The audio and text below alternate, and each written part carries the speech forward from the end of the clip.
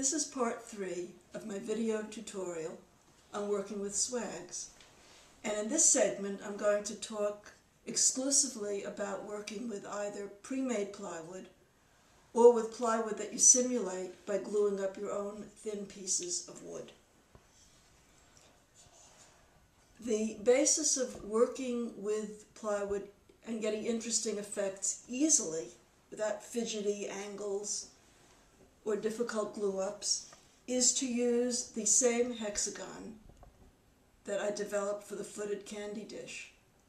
I keep mentioning this particular project over and over because it was through the use of the hexagon that I was able to explore many different directions and come up with some really neat things that I could not have anticipated.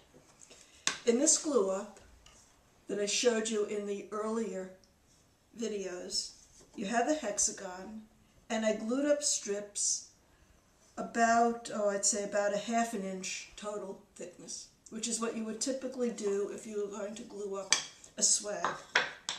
And we'll talk about the swags a little later.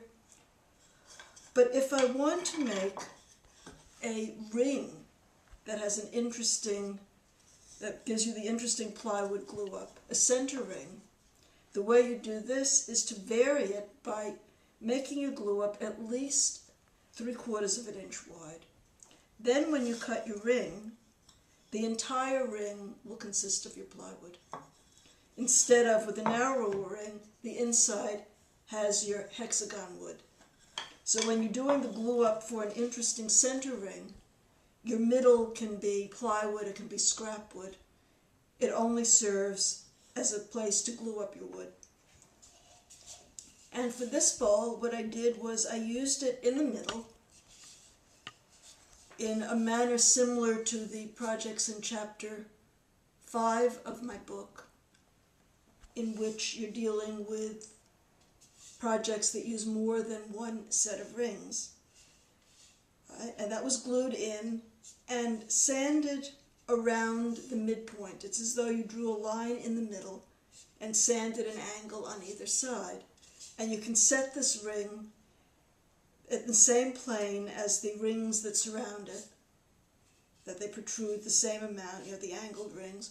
Or you can have this ring protrude a little bit, maybe an 1/8 of an inch all around if you want to get a slightly steeper angle. It all depends on the effect that you want.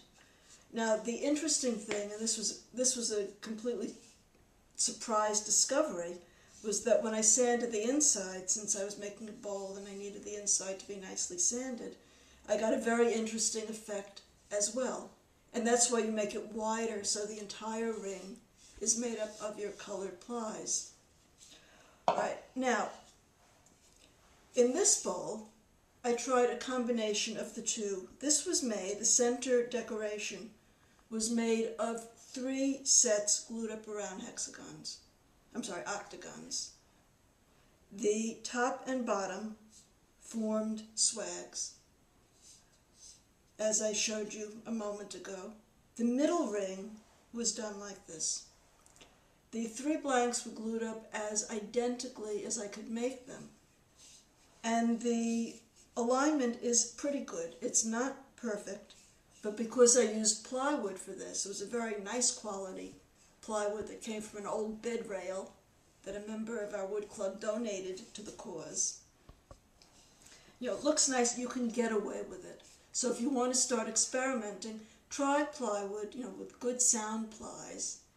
It saves you the trouble and expense of gluing up your own wood, and you can start learning how to work with it. So it was, as they say, close but no cigar. And I decided that if I were going to use regular wood, which is less forgiving, it would simply look sloppy and mismatched. So I decided, and this is a work in process, to build in some forgiveness. I'm not going to take the time to align these perfectly, but you get the idea and you know how to do it. And at some point I'm going to start shaping these so it looks a little bit more elegant. I glued up these 2 blanks as closely as I could. At the octagon stage, I taped them together with double-sided tape. I sanded the edges so any irregularities would be there on both of them. and I kept my glued up pieces as closely matched as I could. So that the alignment is actually pretty good. If I take these two and put them together, it looks like it just might work. However, sad experience has taught me that most of them will line up. One or two of them will not, and it will be annoying because it won't quite be what you wanted. But to make that more forgiving, what I did was I glued up a ring which consists of a piece of 1/8 inch yellow heart, and I treated myself to some 1/16 of an inch veneer, which would give me a little more color than the regular thickness of veneer, but not the same as much thickness as an 1/8 inch piece of wood would do. It's the first time I'm working with it, and it was really nice. In making this, I did not have enough yellow heart that was wide enough. I had bought something called veneer tape that people who work with veneer use to keep pieces of veneer in line when they glue things up. And I glued my yellow heart together using the tape to hold it in place, and it worked beautifully. As I looked over this, I cannot tell where the seam was. And it was economical because thin wood, particularly when you don't resaw your own, is very pricey.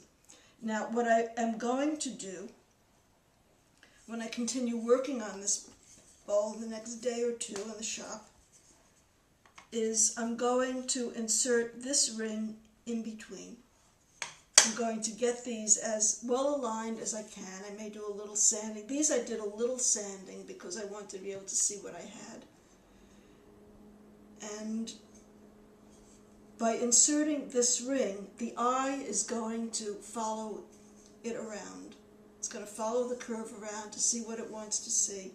And any small irregularities are not going to appear.